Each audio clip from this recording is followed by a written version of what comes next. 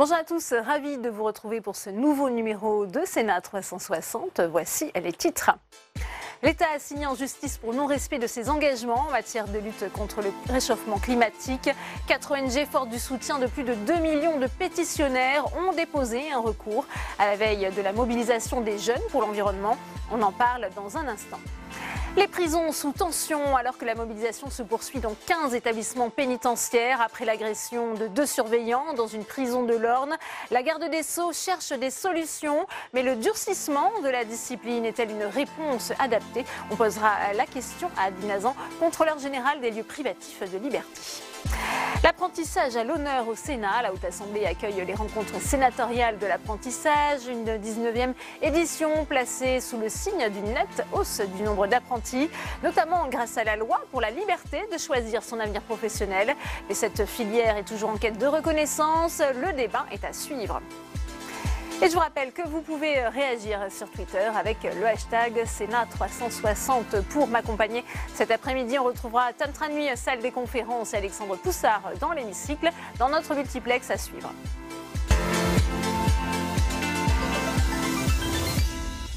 Elles ont franchi le pas. 4 ONG fortes du soutien de 2 millions de pétitionnaires attaquent l'État pour manquement à son obligation d'action contre les réchauffements climatiques. C'est une nouvelle étape dans la mobilisation citoyenne sur le climat. Le jour Emmanuel Macron se pose en champion du climat au One Planet Summit au Kenya. Marie Brémaud. Ras-le-bol de l'inaction climatique. Les associations changent de méthode et passent à l'offensive. 4 ONG ont déposé un recours administratif contre l'État. Ce qui est en jeu, c'est la vie de l'humanité sur Terre. Et c'est d'ailleurs une partie de ce recours. Nous allons essayer d'émerger un principe général du droit, qui est le droit de vivre dans un climat préservé. Les associations pointent la défaillance de l'État qui, durant des décennies, n'aurait pas tout mis en œuvre pour atteindre les objectifs climatiques. Elles s'appuient sur plusieurs engagements non respectés par la France, comme les lois Grenelle ou des directives européennes. Une démarche juridique inédite en France. On espère que le juge va enjoindre l'État à agir plus, c'est-à-dire que va contraindre, à travers une décision de justice, contraindre le gouvernement à rehausser son ambition en matière de lutte contre le dérèglement climatique. Ça veut dire avoir des politiques publiques dans le domaine des transports, dans le domaine de l'agriculture, dans le domaine du bâtiment, dans le domaine de la production énergétique, des politiques publiques qui soient plus ambitieuses. Face à la judiciarisation du climat, le ministre de la Transition écologique affiche son scepticisme. Ce n'est pas au tribunal, dans aucun tribunal, on ne réduira les émissions de gaz à effet de serre. L'enjeu, c'est de réduire les émissions de gaz à effet de serre. Et une des associations s'appelle Notre Affaire à tous. Et c'est bien notre affaire à tous. Mais les associations peuvent compter sur un large soutien citoyen. Leur pétition L'Affaire du siècle a remporté l'adhésion de plus de 2 millions de personnes. Et ce samedi, les ONG espèrent une mobilisation forte dans la rue cette fois pour scander à nouveau l'urgence d'agir. Et premier invité de notre multiplex, c'est le sénateur RDSE du Morbihan, Joël Labbé. Il est avec vous, Tantra Nuit. Oui, Joël Labbé, l'État est donc poursuivi pour manquement à son obligation d'action contre le réchauffement climatique par les associations de l'Affaire du siècle. Est-ce que c'est pour vous justifié ? Oui, donc c'est 4 associations qui ont décidé de porter un recours contre l'État pour manquement à ses obligations. Moi, je pense que c'est complètement normal. On est dans un état de droit. Là, il s'agit de faire fonctionner le droit.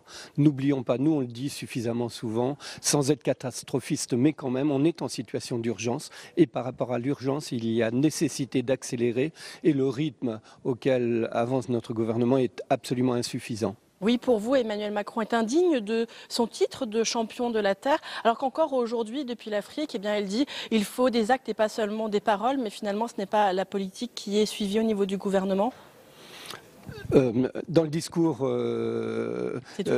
ça peut aller, mais dans l'application, c'est non. On le voit dans les débats que l'on a ici, mais on le voit aussi dans la position du gouvernement sur les sujets qui sont liés à l'agriculture, la biodiversité, au changement climatique en général, à l'énergie et tout ça. Il y a lieu véritablement d'accélérer. Les discours, les intentions sont bonnes, alors qu'ils soient, je me méfie de ces mots, indignes, mais en tout cas, il n'est pas le champion du monde. Il n'est pas à la hauteur, en tout cas, de ce titre qu'on lui a décerné pour vous. Non, il n'est pas à la hauteur de ses propres engagements.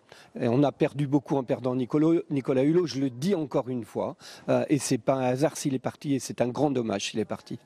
Alors qu'est-ce qui pose problème pour vous? Est-ce que c'est le fait que ce soit Bercy qui décide? Ce sont des arbitrages qui tournent toujours en défaveur de l'environnement? Alors, il y a le rôle de Bercy, tout le monde le sait maintenant, l'aspect absolument comptable et uniquement comptable, la grosse machine de Bercy, d'une part, et puis, je le dis encore, le rôle des lobbies économiques et financiers divers et variés, que ce soit dans le domaine de l'énergie, de l'agriculture, de l'alimentation, tous ces sujets-là. Il faut qu'on prenne nos distances par rapport aux lobbies et qu'on écoute quelque part un autre lobbying qui est le lobbying citoyen. Et ce sont les citoyens qu'on doit représenter et pas les gros lobbyistes économiques et financiers. Justement, Joël Labbé, demain, c'est le jour de la grève mondiale pour le climat. Que pensez-vous de l'organisation le même jour par Jean-Michel Blanquer de débats sur le climat, mais dans les lycées? Oui, alors, comment dire, moi je trouve extrêmement sain ou saine cette mobilisation pour demain, c'est les étudiants, lycéens et étudiants, qu'ils aillent dans la rue. Alors, les annonces sont extrêmement pacifiques et les organisateurs de ces manifestations dans la rue sont des pacifistes, sont des non-violents, mais sont des déterminés, parce que l'avenir que l'on est en train de préparer, c'est juste leur avenir à eux, et qu'ils viennent dans la rue, moi je trouve ça très sain. Alors le fait que les débats soient organisés ce même jour à l'intérieur des lycées ou des universités, j'espère que les jeunes iront dans la rue, qui démontreront leur sens des responsabilités et leur maturité aux yeux des adultes. Joël Labbé, une dernière question pour conclure. Un mot de réaction au naufrage du Grande America. Les côtes françaises sont menacées dimanche ou lundi. L'État assure qu'il est là pour assurer, pour anticiper la pollution. Est-ce que vous lui faites confiance ou est-ce que vous avez des craintes? Alors j'ai suivi cela de près parce que je suis élu breton. Que les premières côtes, de toute façon, quelles que soient les côtes qui soient touchées, qu'elles soient espagnoles sur le golfe de Gascogne, ou bien les côtes girondines, c'est dramatique, ou bien les côtes bretonnes qui pourraient risquer aussi. Mais maintenant, le ministre s'est engagé, il a pris, au-delà de s'engager, il a pris les mesures qui conviennent pour anticiper, pour prévenir, et puis pour le moment, pour contrer cette marée noire et cette nappe. Merci beaucoup, Joël Labbé, pour toutes ces réactions. Merci beaucoup, Tam, pour cette première réaction en direct. Et dans ce contexte, il y a eu un débat aujourd'hui en séance au Sénat sur la précarité énergétique. Pour en parler, on retrouve Alexandre Poussard depuis la tribune de presse de l'hémicycle. Bonjour Alexandre, qu'est-il ressorti de ces débats aujourd'hui ? Bien Delphine, ce qui est ressorti, c'est que la précarité énergétique des ménages est véritablement un mal français. Car si on regarde les chiffres, ce type de précarité touche 7 millions de personnes en France. 3 ménages sur 10 se restreignent en chauffage. 1 ménage sur 10 a des difficultés pour payer ses factures d'énergie chaque année. La conséquence, c'est que la France fait partie des élèves moyens en Europe en termes de précarité énergétique des ménages. Elle occupe actuellement le 10e rang européen, bien loin derrière les pays du Nord comme la Suède, le Danemark et la Finlande. Alors quelles sont les causes de cette précarité ? Pour les sénateurs communistes qui organisaient aujourd'hui ce débat, la liste est très longue. Écoutez Fabien Guel, le sénateur de Seine-Saint-Denis. Certains facteurs de précarité sont clairement identifiés.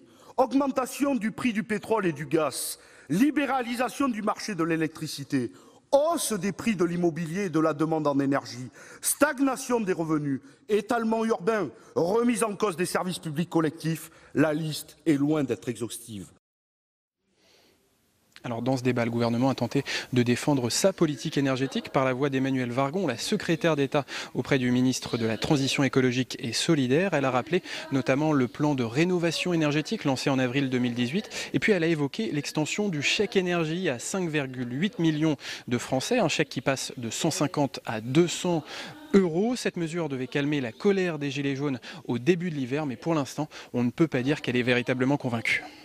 Merci beaucoup Alexandre, et on vous retrouve tout au long de cette édition. Comme chaque année, les rencontres de l'apprentissage se tiennent aujourd'hui au Sénat pour leur 19e édition. Elles se concentrent cette année sur les effets de la loi Avenir professionnel, adoptée en 2018. Cécile Assixou.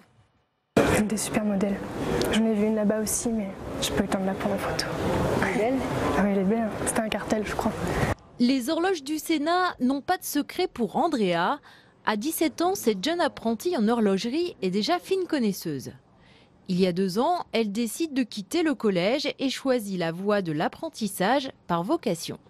Ma mère travaillait en bijouterie et j'ai toujours vu dans ces magasins les ventes de montres, ça m'a toujours attirée. On avait toujours le côté un peu minutieux, bricolage. Donc on m'a un peu montré comment ça se faisait, il y avait des reportages à la télé. Tout de suite ça m'a intéressée et puis j'ai essayé de me renseigner et on m'a dirigée vers le CFA en apprentissage. Pourtant, lorsqu'elle s'engage dans cette voie, beaucoup ont tenté de l'en dissuader car elle avait un bon niveau à l'école.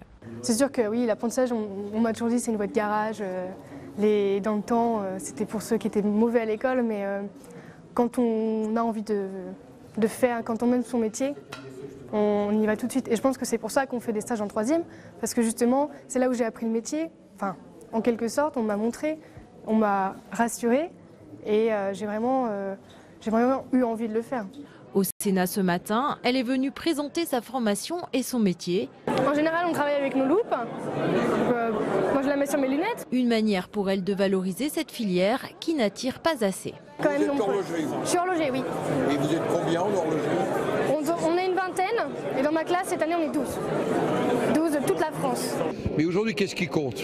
C'est de faire réussir la formation par alternance. Faire que demain, il y ait plus de jeunes qui se saisissent de ces voies de formation dont notre économie a besoin, dont nos entreprises ont besoin. Le Sénat engagé pour l'apprentissage, Gérard Larcher veut faire passer le nombre d'apprentis à la Haute Assemblée de 20 à 30.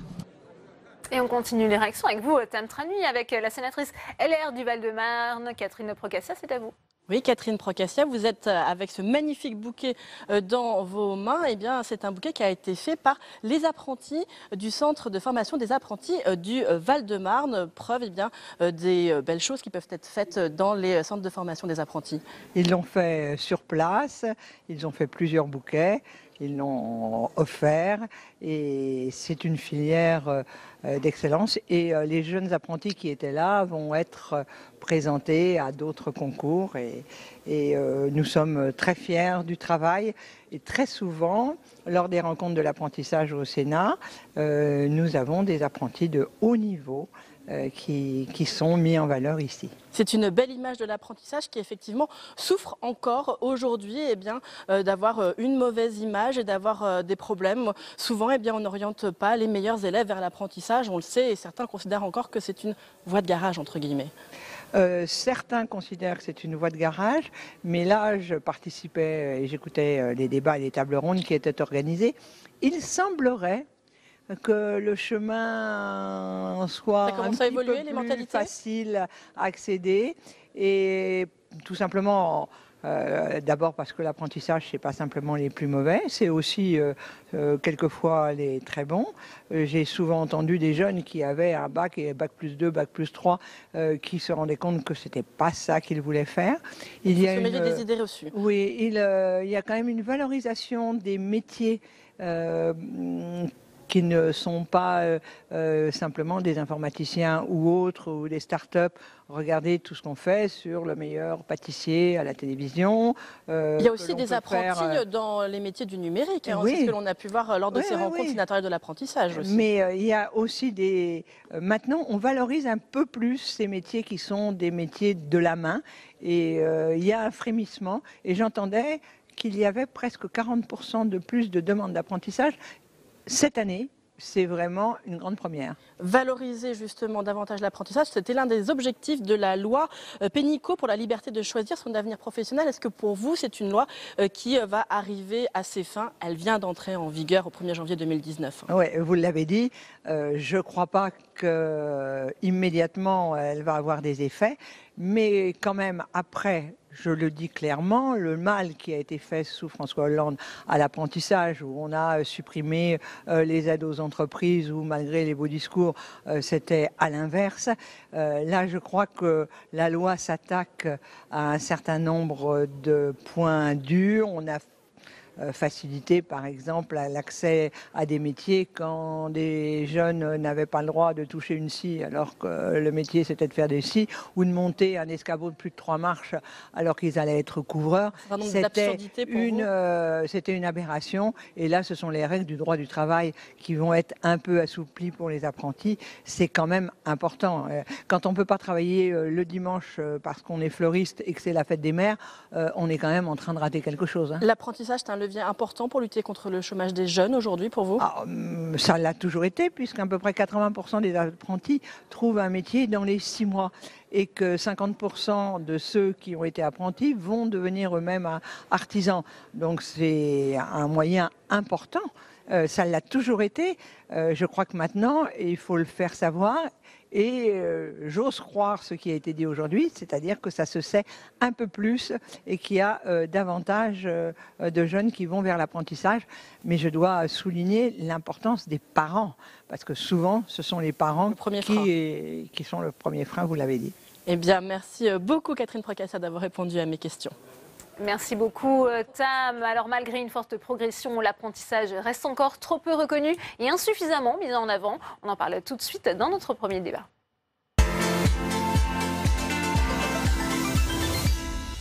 Et on ouvre le débat dans Sénat 360 avec mes invités. Caroline Costa-Savelli, bonjour, bienvenue à vous. Vous êtes directrice du Centre de formation en apprentissage, c'est donc un CFA, le CFA Codis à Paris. Merci d'avoir accepté notre invitation. Marie-Caroline Missire est également avec nous, bonjour. Bonjour. Vous êtes directrice du développement de DigiSchool, ancienne directrice de la rédaction de l'Étudiant. François Bonhomme est également avec nous sur ce plateau. Vous êtes sénateur apparenté LR du Tarn et Garonne. Et puis Nicolas Gouin est en train de nous rejoindre en direct. Bienvenue à vous, installez-vous. Vous êtes boulanger, pâtissier, chocolatier, lauréat du prix européen du meilleur maître d'apprentissage. Merci d'avoir accepté notre invitation. On le disait il y a un instant, Caroline Costa-Savelli, on voit quand même que depuis un an, les chiffres sont plutôt favorables à l'apprentissage, avec 318 000 contrats qui ont été signés en 2018, 318 000, je le disais, contre 295 000 en 2017. Il y a quand même une forte augmentation, 7,7%. Comment l'expliquez-vous? Ça tient seulement à cette loi qui a été votée? Je crois que l'apprentissage en termes d'image se développe. Donc, il y a une vraie compréhension de la part des jeunes que c'est une voie d'insertion. Aujourd'hui, on le sait au niveau national, 70% des jeunes trouvent un emploi à l'issue de leur parcours d'apprentissage, quelques mois après leur sortie. Nous, au sein de notre CFA, on est un CFA commerce, donc un secteur porteur. Les chiffres se situent entre 85 et 95% selon les années. Donc ça commence à se développer. Néanmoins, on sent qu'il y a encore beaucoup de travail. Alors, je crois que les pouvoirs publics se sont vraiment emparés de cette problématique, mais il y a encore beaucoup de travail en termes d'image et de légitimité de l'apprentissage. C'est-à-dire que nous, sur le terrain, ce qu'on constate aujourd'hui, c'est qu'on a encore beaucoup de mal à pénétrer dans les collèges, lycées, universités pour présenter nos formations et présenter les atouts de l'apprentissage. Et puis, on a encore des jeunes, alors de moins en moins, mais c'est encore des choses qu'on vit tous les jours sur le terrain, des jeunes qui nous disent, voilà, nos professeurs, nos conseillers d'orientation nous ont dit que si on va préparer un diplôme, un BTS en apprentissage, ça sera un diplôme au rabais, ça sera moins bien, c'est pas le même diplôme, alors que bon, tout le monde sait que... On en est encore là, Marie-Caroline Missire, sur ce problème d'évolution, de changement des mentalités sur l'apprentissage. Selon vous, il y a toujours ces réticences, ces clichés? Oui, alors il y a un sujet clé qui est celui de l'orientation dès le plus jeune âge et d'un système en France, un système éducatif qui fonctionne en silo. Il y a le système scolaire d'un côté et l'apprentissage de l'autre. Et ces deux systèmes ont du mal à travailler ensemble. Et puis surtout, il y a un sujet clé, c'est que les interlocuteurs premiers des jeunes dans leur parcours d'orientation, ce sont leurs familles, bien sûr, qui restent parfois sur des représentations un petit peu datées ou en tout cas caricaturales de ce qu'est l'apprentissage. Et puis leurs enseignants également. Et qu'est-ce qu'un enseignant au fond? Un enseignant, c'est un très bon élève la plupart du temps qui a réussi dans la voie générale et qui a passé des concours à l'université. Donc il connaît très très mal l'apprentissage et sa réalité, surtout aujourd'hui. Et donc effectivement, il y a un travail d'information et une politique volontariste du gouvernement, de toutes les institutions, de tous les acteurs qui sont engagés depuis des années et ça commence à porter ses fruits. Mais je crois que c'est de la responsabilité dans chaque famille de regarder l'apprentissage, de se dire quelles sont les compétences qu'on peut acquérir dans ce cadre-là.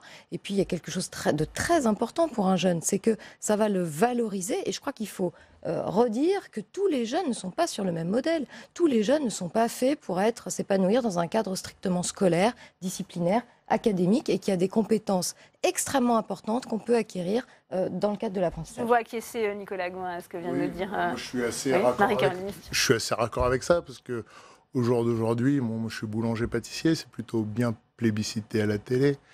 Enfin voilà, faut le dire. L'apprentissage, c'est vu éventuellement comme une voie de garage, mais au jour d'aujourd'hui, les post-bac, les gens qui font des licences de biologie par exemple, moi j'en ai eu un en licence de biologie, il est arrivé, il est venu pour faire un CAP pâtisserie, parce qu'en gros il a dit, moi, mes parents, ils ont voulu que je fasse des études, au jour d'aujourd'hui c'est bien gentil, j'aurais fait plaisir, j'ai 24 ans, j'en ai un peu ras-le-bol, moi je veux faire pâtissier. Il est venu au bout de... C'est dommage de perdre autant de temps. Voilà. Et après, c'est vrai qu'à l'école, on avait tendance à dire que t'es un bon élève, fais plutôt bac S que boulanger-pâtissier. Les rencontres sénatoriales de l'apprentissage, c'est une formidable tribune aussi pour promouvoir justement cette voie, Nicolas Gouin. C'est plutôt... Pour moi, je trouve que c'est bien. C'est dommage que je suis la seule entreprise représentée, mais c'est une belle vitrine. Ça nous permet de donner notre avis. Et puis j'espère qu'on va être écouté, ça j'en suis convaincu. Ouais. Alors les rencontres de l'apprentissage seront diffusées demain matin sur l'antenne de Public Sénat, toutes les tables rondes auxquelles vous avez pu participer. François Bonhomme, on voit quand même qu'il y a une avancée, une évolution des mentalités avec ces chiffres plutôt encourageants. Qu'est-ce qui manque encore justement pour que cette filière soit valorisée à sa juste valeur selon vous ? Je crois que c'est vrai qu'il y a une amélioration de nombre d'apprentis cette année. Mais sur 10 ans, il y a eu quand même des baisses significatives. Et les améliorations qu'on a constatées, elles sont sans doute dues en partie par la loi Avenir Professionnel, qui a quand même donné de la souplesse là où il y avait des freins identifiés. Mais le principal frein, c'est ce qui a été indiqué tout à l'heure, c'est quand même la représentation que l'on a de l'apprentissage en France. Moi, je rappelle que d'autres pays n'ont pas du tout ces mêmes représentations. Alors, on cite toujours l'Allemagne comme un des bons élèves, mais il y a encore un meilleur élève, c'est l'Autriche. Ouais. L'Autriche a 45% de ces jeunes entre 15 et 19 ans qui sont en apprentissage. En France, on est à 7%. Sur les tranches d'âge plus élevées au demeurant. Donc, agir sur ces représentations, ça ne doit pas passer simplement par des politiques publiques habituelles de loi et de réglementation, ça doit passer aussi par tout ce qui permet de diffuser des images positives. Et l'apprentissage, de ce point de vue, doit être présenté comme, le cas échéant, une voie d'excellence pour certains. Enfin, on connaît tous des cas de jeunes qui ignorent effectivement l'existence de possibilités offertes à eux par les CFA ou d'autres centres, mais aussi c'est quand même significatif que les émissions de télévision autour des métiers de bouche, de la restauration, qui ont un grand succès, étaient un levier formidable pour, quelque part, contourner ces freins en termes de représentation. Et ça a été beaucoup plus efficace à certains égards, ça doit nous faire réfléchir à nous, sur les politiques publiques qui sont menées dans ce domaine. Il y a quand même un problème d'orientation. Il faut aussi refonder cette politique d'orientation. Vous le disiez, vous avez des difficultés à promouvoir les CFA dans les établissements scolaires. Oui, c'est ce que je disais tout à l'heure. C'est ce qu'on constate. On a du mal à entrer. Pas plus tard qu'hier, on était représenté sur un job dating spécial alternance organisé par une ville du 92. Et puis l'organisatrice de l'événement s'est confiée en nous disant qu'une seule école du territoire avait souhaité s'associer en envoyant une classe et toutes les autres écoles n'avaient pas joué le jeu. Donc voilà, on est encore dans ce système-là avec des représentations et puis aussi effectivement l'apprentissage qui est beaucoup associé au métier de bouche, à certains métiers, et une méconnaissance qu'on peut aller faire un master dans le domaine du commerce, du marketing, un bac plus 4-5 en apprentissage. Il y a encore beaucoup de travail pour... La loi a quand même changé la donne aussi, Marie-Caroline Missire. Elle donne quand même un rôle renforcé aux régions pour justement mettre en avant ces métiers. Est-ce que ça fonctionne bien ? Est-ce qu'il y a encore des difficultés de mise en œuvre de la loi ? Alors historiquement, les régions sont quand même très engagées sur la question de l'apprentissage et depuis plusieurs années. Là, ce qui change, c'est qu'effectivement, elles récupèrent la compétence information. Sur les métiers et les filières. Donc effectivement, elles vont avoir à cœur de pousser et notamment d'entrer dans les établissements scolaires pour sensibiliser les jeunes à la variété des métiers, à la variété des formations et notamment à l'échelle du territoire. C'est ça qui est intéressant dans cette réforme, c'est-à-dire que les régions vont pousser de l'information. Bon, ça, c'est pas tellement nouveau parce qu'elles ont déjà des outils d'information, mais surtout, elles vont pouvoir coupler une dynamique information et une dynamique employabilité à l'échelle du territoire. C'est-à-dire informer les jeunes sur les voies de formation dans un territoire qui peuvent les conduire à une insertion professionnelle auprès des entreprises qui sont représentées. Et ça, c'est relativement nouveau, en tout cas quand on se focalise sur ce qui se passe dans l'éducation nationale à l'échelle d'un établissement scolaire. Nicolas Gouin, il y a eu quand même des avancées avec cette loi justement pour la liberté de choisir son avenir professionnel. Ça a permis justement à certaines demandes, notamment sur le temps de travail des apprentis, d'évoluer. L'âge limite a été repoussé à 30 ans. Ça, c'était des choses qui étaient demandées depuis longtemps? L'âge limite repoussé à 30 ans, ça permet aux gens de se réorienter, tout ça, c'est très très bien. Après, c'est vrai que l'essentiel de notre métier, si on peut avoir des réorientations directement au niveau scolaire, que ce soit en lycée ou au collège, c'est quand même l'essentiel, parce que pour faire quelqu'un de qualifié, que ce soit en boulanger, un charpentier, un menuisier, un maçon, il faut 8 à 10 ans, quoi. Donc 8 à 10 ans, quand on a 30 ans, pour une réorientation, je ne dis pas que ce n'est pas possible, mais ça reste une minorité de gens. C'était pas forcément une demande, ça, François Bonhomme, cette extension de l'âge, de la possibilité d'entrer en apprentissage? Absolument, mais je pense que tout ce qui participe à fluidifier, précisément pour éviter cet effet de silo, de cloisonnement entre les domaines, c'est favorable. Ça a été fait pour reculer à 30 ans l'âge limite. Ça a été fait aussi pour améliorer la mobilité, parce qu'il y a des aides maintenant pour les apprentis. Pour le 500 € pour le permis de conduire. Pour le permis de conduire. Pour le contrat de travail aussi, parce que c'est intéressant d'ailleurs d'analyser les situations d'échec, parce que parfois on a le maître d'apprentissage qui est un peu déçu, le jeune apprenti aussi, ça arrive aussi, un taux d'échec parfois qui est important, donc il faut s'interroger sur ça. Donc on voit quand même que c'est multifactoriel. Mais moi, je pense que vraiment, le premier élément, c'est faire venir.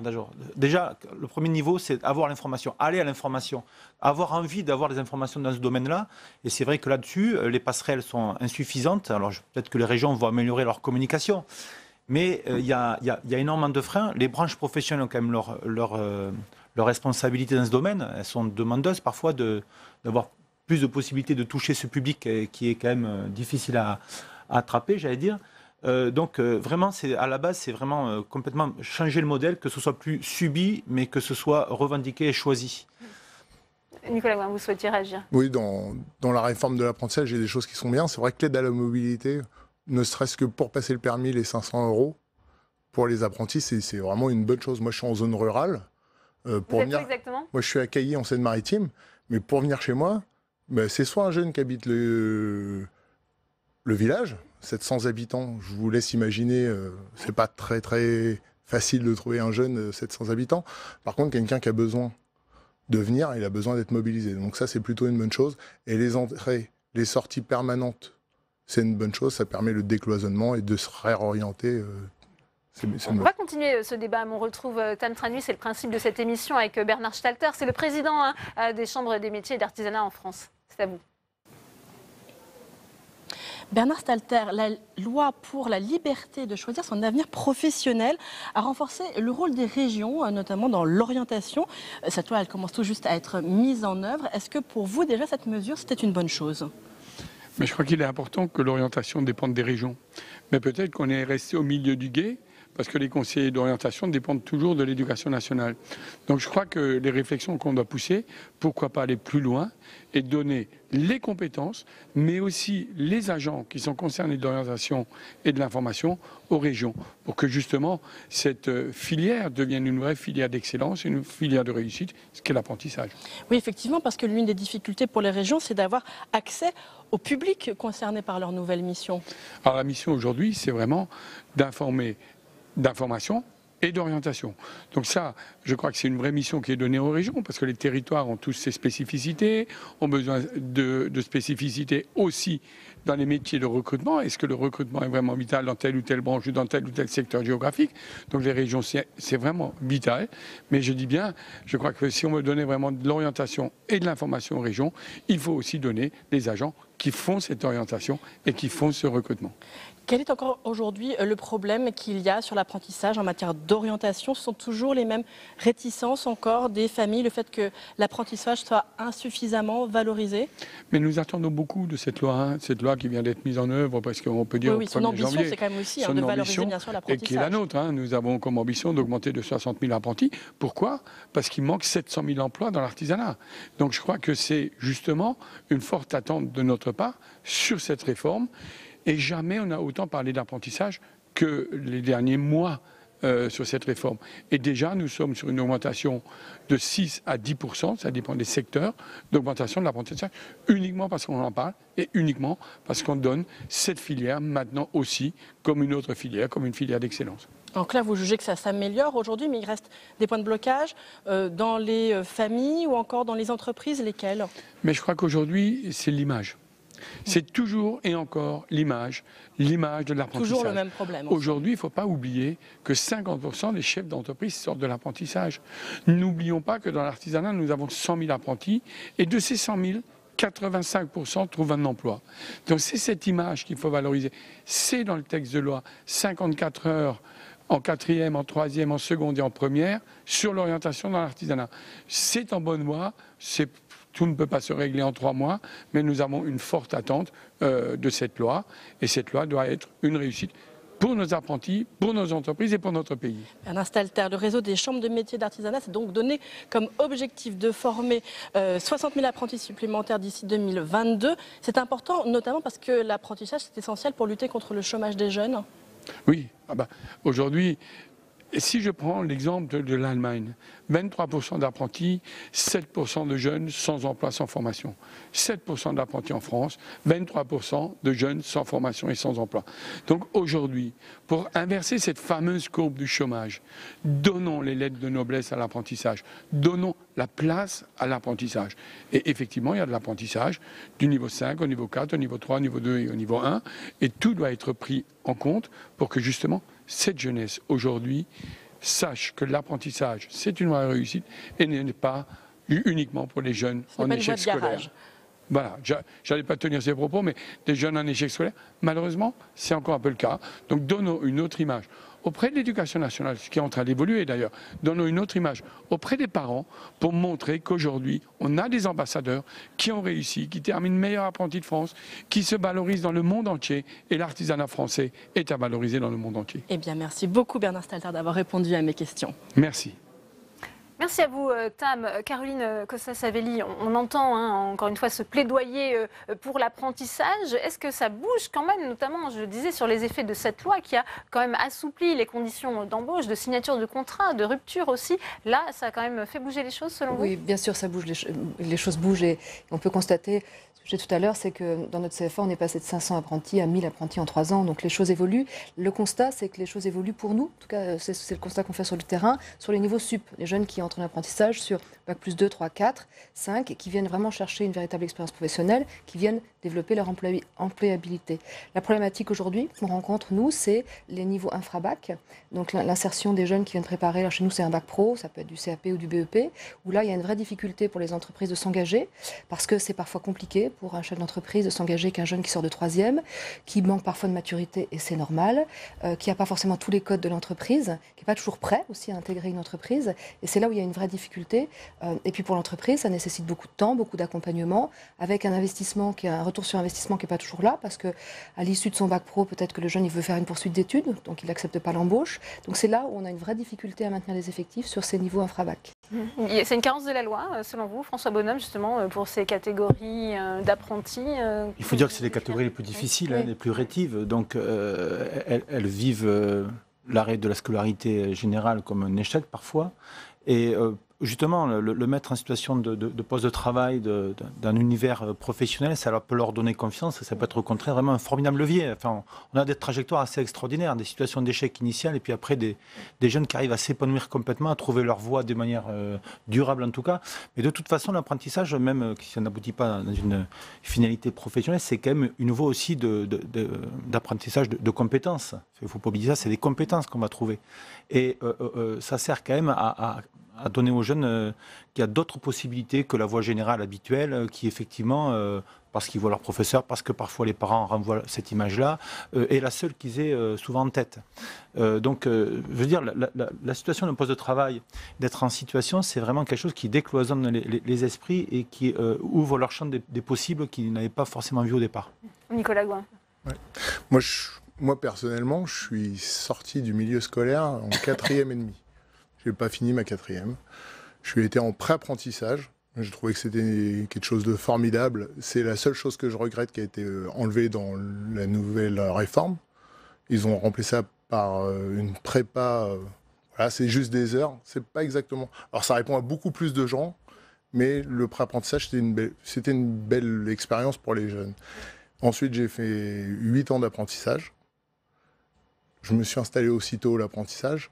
Et au jour d'aujourd'hui, c'est vrai qu'au mois de novembre dernier, j'ai fini meilleur maître d'apprentissage européen. Donc on peut dire que c'est éventuellement une belle réussite. Moi, j'en suis très content. Je suis fier parce que je porte ça avec ma femme qui travaille avec moi et toute mon équipe. Je ne l'ai pas réussi tout seul. J'ai réussi aussi grâce aux apprentis que j'ai formés. Mais l'apprentissage, il faut vraiment que les gens prennent conscience que c'est une voie d'excellence, que les gens, voilà. Car quand on parle d'apprentissage, il faut aussi effectivement rendre hommage à ces maîtres d'apprentissage que vous êtes. Ils ont un rôle renforcé avec beaucoup de responsabilités. Qu'est-ce qui a changé pour vous, justement? Qu'est-ce qui a changé pour moi? Moi, je me suis devenu maître d'apprentissage parce qu'en fin de compte, j'ai fait 8 ans d'apprentissage. Donc c'était dans mon, je veux dire, c'était dans mon ADN, c'était normal. Un maître d'apprentissage, ça doit savoir motiver, entre parenthèses, ses troupes, donner de la volonté, et vraiment ouvrir les yeux aux jeunes, de savoir ce qu'ils peuvent être capables de faire. On fait des choses merveilleuses dans l'artisanat, mais tout jeune qui s'implique et qui fait un apprentissage est capable exactement de faire les choses de quelqu'un qui fait le meilleur ouvrier de France. Marie-Caroline Lemissire, il n'y a pas que cette notion aussi un peu d'artisanat, il y a aussi des filières d'excellence, le numérique aussi qui recrute en apprentissage. Oui, alors là, il y a des besoins énormes dans notre pays. Alors, j'invite quand même les gens qui nous regardent à faire attention, parce qu'en matière de numérique, il y a une explosion de formation. Il faut quand même regarder les niveaux de certification, c'est-à-dire les diplômes qui sont proposés. Est-ce qu'effectivement, il y a une formation qui va... Parce qu'il y a certaines formations où on vous dit, t'es pris, pas de problème, mais tu trouves une entreprise. Et donc, quand on parlait de la difficulté parfois à concilier besoin d'une entreprise et besoin d'un jeune au niveau infra-bac tout à l'heure, faut dire aussi aux parents qui sont ouverts à ces formations et aux jeunes que rentrer en apprentissage, trouver une entreprise, c'est aussi parfois un parcours difficile, qu'il faut y être préparé. Et que ça s'accompagne. Voilà. Il y a aussi toute une technicité, une difficulté administrative qui a été en partie, sur certains points, levée dans la loi, mais enfin pas sur tous les points, qui était aussi un obstacle au fait qu'on ait beaucoup d'apprentis en France. Quel point, par exemple, justement, sur cette partie il y avait la question du salaire des apprentis, il y avait des problématiques administratives. Quand vous êtes en entreprise et qu'on a un besoin de recrutement, on dit on peut prendre un apprenti. Mais alors, le premier réflexe d'un DRH ou d'une personne d'entreprise, c'est de dire ouais, ça va être compliqué, on va peut-être prendre un stagiaire. Et puis voilà. Bon. Il y a aussi cette perception-là du côté des entreprises de cette difficulté. Alors, le numérique est un secteur en plein développement. J'y travaille, donc je peux vous l'assurer. Mais là où le numérique peut apporter quelque chose, c'est aussi cet accompagnement et cette intermédiation entre les besoins des jeunes et les besoins des entreprises, avec des sites de mise en relation comme celui qu'on a sur notre plateforme qui s'appelle alternance.fr et qui permet aux apprentis ou aux alternants de rentrer en relation avec des entreprises qui cherchent. Et effectivement, ces deux flux ne se croisent pas toujours, donc c'est ça aussi que peuvent apporter les outils numériques. François Bonhomme, elles sont encore réticentes, les entreprises, à prendre des jeunes en apprentissage? Sans doute, il y a des réticences qui ne sont pas toujours justifiées, mais qui peuvent être justifiées aussi. Donc, puis il y a des secteurs aussi, parce que le secteur de l'agriculture ou le secteur de la restauration, ce n'est pas les mêmes problématiques que le secteur du commerce ou le secteur du numérique. Évidemment, les jeunes sont plutôt attirés naturellement pour le numérique. Donc, il y a d'autres enjeux que vous avez rappelés sur... qui n'est pas des formations bidons, entre guillemets. Mais l'agriculture ou la restauration, c'est quand même des secteurs par nature difficiles. Et là, on a beaucoup de freins de part et d'autre, en termes de public pour se diriger vers ces secteurs-là, mais en termes aussi de trouver des contrats d'apprentissage. Qui n'a pas vécu les difficultés ou des situations d'échec assez rapides parce qu'il y avait vraiment un malentendu initial sur ce que pouvait apporter l'un et ce qu'allait recevoir l'autre. La loi ne peut pas tout faire. Je pense qu'on a eu ce débat à l'avenir professionnel, on a essayé de mettre de la souplesse, mais il faut que les régions jouent le jeu. Il faut que les régions aussi, que les financements soient à la hauteur de la taxe d'apprentissage, qui n'est pas toujours... L'argent de l'apprentissage ne va pas toujours en totalité à l'apprentissage, c'est quand même une question. Et puis de l'autre côté, l'éducation nationale, c'est vrai, a des efforts à faire. Je veux dire, il y a quand même un jeu d'acteurs là qui doit au moins s'entendre sur le minimum. Avec la question de Parcoursup, si je me souviens bien, ça avait été évoqué, l'apprentissage ne fait pas partie des options proposées par Parcoursup. Certains sénateurs militaient pour, où est-ce qu'on en est? Alors, on est à un statu quo pour aujourd'hui. C'est peut-être aussi la manifestation aussi de la distance qu'il nous reste à parcourir pour essayer de fluidifier ces univers qui sont assez cloisonnés, c'est vrai. Mais je pense qu'on doit s'inspirer de ce qui a marché. Il y a des secteurs qui marchent bien, il y a des situations qui marchent bien. Comme vous l'avez dit, le suivi est essentiel. Le maître de stage, souvent, une fois les réticences passées, quand ça s'est bien passé au terme du contrat d'apprentissage, il est très content de renouveler l'expérience et il a le sentiment d'avoir apporté quelque chose et quelque chose de fort pour que la continuité s'exerce. Quand ça se passe mal pour un jeune, qu'est-ce qu'on peut dire pour rassurer les parents, puisque s'il se retrouve justement en échec scolaire, son apprentissage se passe mal aussi, qu'est-ce que vous pourriez justement dire peut-être aux parents qui nous regardent et qui hésitent encore? Je pense qu'il faut valoriser tout ce qui a fonctionné, les exemples individuels, les situations, les secteurs qui marchent bien. Il faut valoriser tout ça parce qu'il n'y a pas d'échec par nature.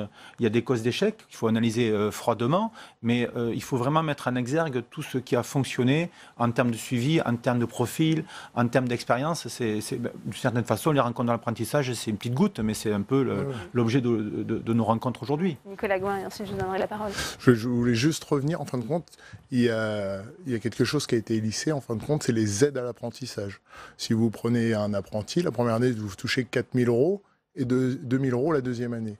C'est bien pour tout apprenti. C'est-à-dire que de 16 ans à 21 ans, si vous voulez, l'effet pervers, c'est qu'un jeune de 16 ans vous coûte un petit peu moins de 400 €, vous allez toucher 4 000 € la première année, grossièrement, l'apprenti ne vous coûte rien. Je trouve ça, pour moi, malsain qu'on soit presque rémunéré pour avoir un apprenti dont on doit donner un salaire de 400 €. Si on n'est pas capable de donner un salaire de 400 €, voilà.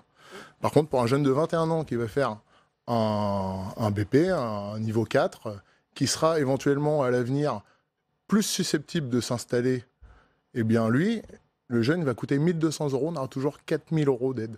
Et moi, je vois énormément de jeunes, parce que nous, en Seine-Maritime, on a 3 CFA. Et dans les 3 CFA, quand on fait BTM, un brevet technique des métiers, ou un brevet professionnel, les jeunes ont énormément de mal à trouver au-delà de 21 ans, parce qu'ils coûtent beaucoup plus cher à l'entreprise. Alors après, on va me dire, ils travaillent plus, ils sont plus rémunérateurs, mais quand vous ne mettez à terme que les chiffres en face, ce que font beaucoup d'entreprises, ils ne prennent pas de niveau 4. Alors, comment on fait pour lutter contre ça, Caroline Costa-Savelli?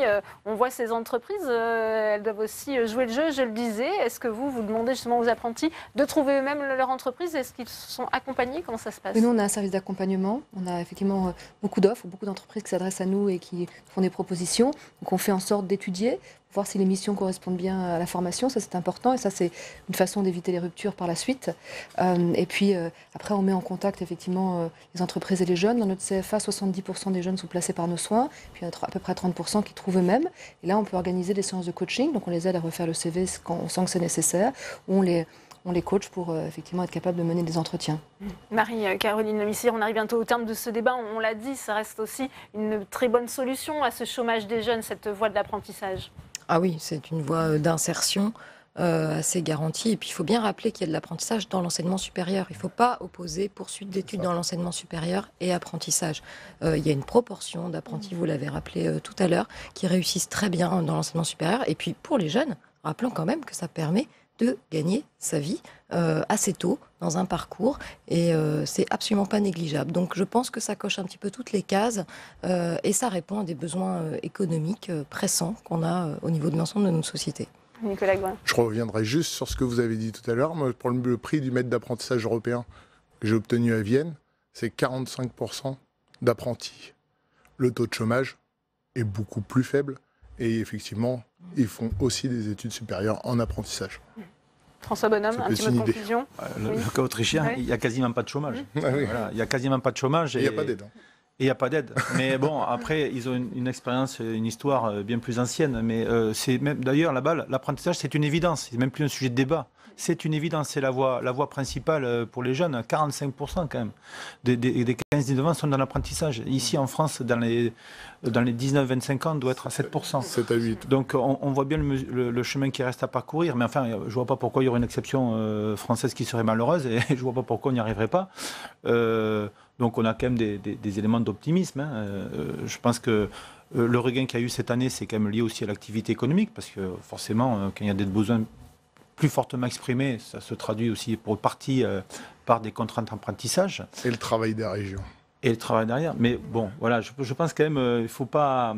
On n'a pas la même culture, on n'a pas la même tradition, on n'a pas la même histoire, mais inspirons-nous de ce qui marche, puisque c'est pas une fatalité. Il y a des domaines qui marchent, et il y a d'autres pays qui ont bien réussi dans ce domaine. Et c'est vraiment la voie, comme vous disiez, la voie royale pour l'insertion. Eh bien, ce sera le mot de la fin. Merci. Merci à vous, François Bonhomme. Merci à Nicolas Gouin. Merci Caroline Costa-Savelli. Merci à vous, Marie-Caroline Missire, d'être venue sur le plateau de Public Sénat. On continue l'actualité sénatoriale. On retourne en séance où vous êtes, Alexandre Poussard, depuis la tribune de presse de l'hémicycle. Cet après-midi, il y avait aussi un débat organisé sur cette question des mariages précoces. Alexandre. Oui, Delphine, un débat organisé à l'initiative de la délégation aux droits des femmes du Sénat qui veut lutter contre ces mariages et ces grossesses précoces, car c'est un vrai problème mondial. Toutes les 7 secondes, une jeune fille de moins de 15 ans est mariée, 12 millions de filles de moins de 18 ans sont mariées chaque année et 70 000 décès par an sont liés à des grossesses précoces. Alors ce débat a porté également sur les mutilations sexuelles qui font de nombreuses victimes femmes dans le monde. Toutes les 15 secondes, une jeune fille est excisée. Et au total, 200 millions de femmes ont été victimes de ces mutilations et les conséquences sont lourdes. Écoutez Marie-Yvonne Blondin, la sénatrice socialiste. Nous avons pu mesurer aussi l'ampleur des conséquences effroyables, tant physiques que psychiques, pour ces femmes qui sont parfois aggravées par l'infibulation. Complications obstétricales, rapports sexuels douloureux, incontinence, douleurs persistantes, ce constat est sans appel. L'excision est bien une torture exercée à l'encontre des femmes et, je le répète, visant à nier l'existence même de leur corps, de leur sexualité et de leur être tout entier. Et face à ce constat alarmant, la délégation aux droits des femmes propose donc au Sénat d'adopter une résolution pour rappeler le combat à mener contre ce fléau. Merci à vous, Alexandre, pour ces précisions à l'heure de la synthèse du grand débat et en pleine réflexion sur la réforme des institutions. La majorité présidentielle est-elle en train de revenir sur la diminution du nombre de parlementaires? La piste n'est pas écartée, comme nous l'explique Stéphane Amalian. C'est une revendication qui revient régulièrement dans le grand débat, notamment dans cette réunion locale dans les Ardennes début février et qui a fait réagir le député Les Républicains Pierre Cordier. La diminution du nombre de députés et de sénateurs. On va passer, par exemple, il semblerait qu'on aille par là, de 577 députés à 400 députés. Vous allez vous dire, oh ben c'est bien, il y en aura moins, ça coûtera moins cher. Il n'y aura sans doute plus qu'un seul député dans le département des Ardennes. 300 000 habitants, s'il y a un seul député, je peux vous dire un truc, ça va quand même être un peu difficile pour le voir. La réduction du nombre de parlementaires semblait acquise au début du quinquennat, mais force est de constater qu'au sein même de la majorité En Marche à l'Assemblée, le doute s'installe. Les gens disent, mais alors donc on ne vous verra plus, on ne pourra pas aller à votre permanence, vous ne serez plus sur le terrain. Donc grosso modo, je sens qu'il y a un consensus pour qu'il y ait moins de députés, sauf là où on habite. Il n'est pas question de renoncer. Mais sans doute faut-il voir comment aboutissent les discussions avec le Sénat et quels enseignements il faudra retirer de ce qu'on aura entendu partout dans le territoire. La droite sénatoriale avait pourtant prévenu le gouvernement et se frotte les mains aujourd'hui. Quel amateurisme En Marche. Ils étaient les plus fervents partisans de la réduction du nombre de parlementaires parce que c'était inadmissible et scandaleux qu'on ait 925 députés sénateurs. Et maintenant, ils disent ah oui, mais alors, revient du grand débat que la proximité, c'est essentiel et qu'on ne peut pas avoir des circonscriptions de plus de 200 000 habitants, c'est pas possible, etc. Ils n'avaient pas besoin de grand débat pour ça, on leur avait dit il y a des mois. La majorité En Marche à l'Assemblée pourrait donc revoir sa copie et effectuer un redécoupage qui permette une bonne représentation des territoires ruraux. C'était une exigence du président du Sénat, Gérard Larcher. Et pour en parler, on retrouve Tam Tranu avec le sénateur socialiste du Loiret, Jean-Pierre Sueur. Jean-Pierre Sueur, il semblerait donc que l'une des promesses emblématiques de la campagne d'Emmanuel Macron, la réduction du nombre de parlementaires, commence à susciter des doutes au sein même de la majorité. Est-ce que ça vous étonne? Non, parce qu'il n'y a pas trop de parlementaires en France. Voyez-vous, nous sommes un petit nombre finalement dans chaque département. Moi je vois le département où je suis, il y a 700 000 habitants eh bien nous sommes 3 sénateurs, c'est-à-dire que ça fait un sénateur pour plus de 200 000 habitants. Vous jugez que c'était une promesse de campagne qui était un peu démagogique, populiste? Mais je n'ai jamais compris pourquoi il fallait diminuer le nombre de parlementaires en France. Voyez-vous, on en a plutôt moins qu'en Allemagne. On en a le même nombre que dans les autres pays d'Europe et le même nombre qu'il y a eu dans l'histoire de France. Donc je ne comprends pas très bien, c'est peut-être un petit peu démagogique, dire voilà, ça coûte de l'argent, mais vous savez, c'est quand même pas le Parlement qui crée de graves problèmes financiers dans ce pays. Et d'autre part, si l'on veut la proximité, et si l'on supprime un tiers des parlementaires, comme cela a été annoncé, eh bien, il y aura pas presque la moitié des départements où il n'y aura qu'un seul sénateur, puisqu'on est au Sénat, par département. C'est insuffisant. Pour pouvoir représenter la diversité des départements. Tout dépend. Hein. Si l'on veut que les parlementaires soient uniquement à Paris et qu'ils fassent leur travail ici, il faut le faire. Qu'ils soient présents ici, c'est très bien. Mais dans ce cas-là, ils ne sont plus présents sur le terrain. Et si l'on veut qu'ils soient présents sur le terrain, il faut quand même qu'il y ait une proximité. Or, on voit justement que c'est là l'une des requêtes qui sort des grands débats. On voit certains élus face aux citoyens, des citoyens qui leur disent on veut que vous soyez de plus en plus présents sur le terrain. Et ces mêmes élus qui leur disent eh bien, si on réduit le nombre de parlementaires, ça ne sera pas possible. Et au sein même de La République En Marche, c'est un petit peu ça, la nouveauté. Eh bien oui. Mais vous savez, les maires sont très populaires en France. Les gens aiment bien le maire parce qu'ils le connaissent. Mais la plupart des maires sont maires de petites communes ou de moyennes communes parce qu'il y a ce rapport direct.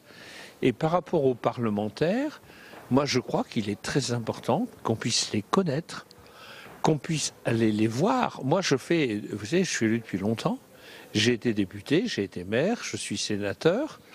Eh bien je fais toujours des permanences, c'est-à-dire que je reçois des gens dans mon bureau qui viennent me parler de quantité de choses, où je vais tous les week-ends, absolument tous les week-ends, sur le terrain, dans des communes, pour dire bonjour, pour assister aux inaugurations, aux manifestations, aux réunions. Et à chaque fois, nos concitoyens me parlent. Et quand vous êtes à la tribune du Sénat ou de l'Assemblée nationale, si vous avez rencontré dans la semaine un certain nombre de chômeurs qui n'ont pas de boulot et qui sont en difficulté, des personnes, des retraités qui voient que les conditions de vie ne sont pas très faciles, des gens qui ont des problèmes d'impôts, des étrangers qui sont en situation difficile, etc., etc. Eh bien, quand vous parlez ici, vous avez tous ces gens dans votre tête. Si vous êtes, cela ancre votre discours de parlementaire, y compris si au vous Sénat. êtes seulement quelqu'un qui représentera ici un parti politique, ça sera très bien pour les apparatchiks des partis politiques, mais on se détournera du terrain. Or, ce que le mouvement des Gilets jaunes a montré, et ce que tout ce grand débat montre, c'est un grand désir de proximité. Eh bien, merci beaucoup Jean-Pierre Merci, Sueur d'avoir Tam. répondu à mes questions. Merci beaucoup Tam. 10 jours après l'agression de 2 gardiens de la prison de Condé-sur-Sarthe dans l'Orne, la mobilisation des surveillants se poursuit. Ils réclament davantage de moyens. Une délégation a été reçue par la garde des Sceaux, Nicole Belloubet, alors que la chancellerie envisage de nouvelles mesures pour muscler la sécurité des établissements pénitentiaires. Flora Sauvage. Reçus par la garde des Sceaux ce jeudi, les syndicats de surveillants pénitentiaires restent sur leur faim.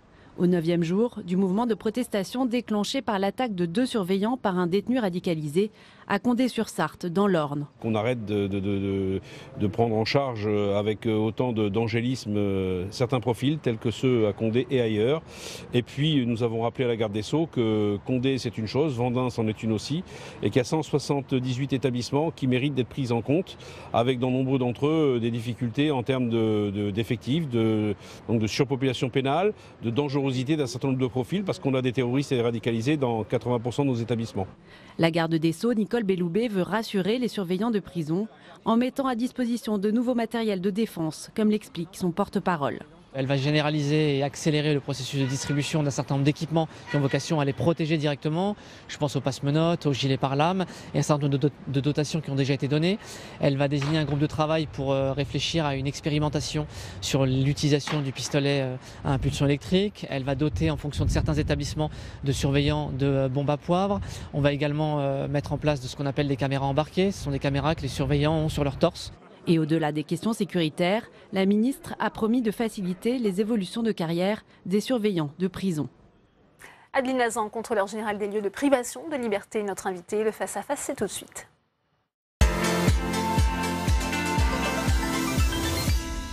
Bonjour Adeline Hazan, merci d'avoir accepté l'invitation de Public Sénat. On le voit, la garde des Sceaux promet de réorganiser, de muscler la sécurité pénitentiaire pour répondre à la mobilisation des surveillants. Est-ce que vous redoutez que ce durcissement se fasse au détriment des détenus ? C'est toujours très compliqué parce que ce qu'il est absolument nécessaire de maintenir en toutes circonstances, et ça je le dis depuis longtemps, c'est un équilibre entre des impératifs de sécurité qui doivent être respectés dans les prisons, mais aussi les droits fondamentaux des détenus qui doivent être respectés.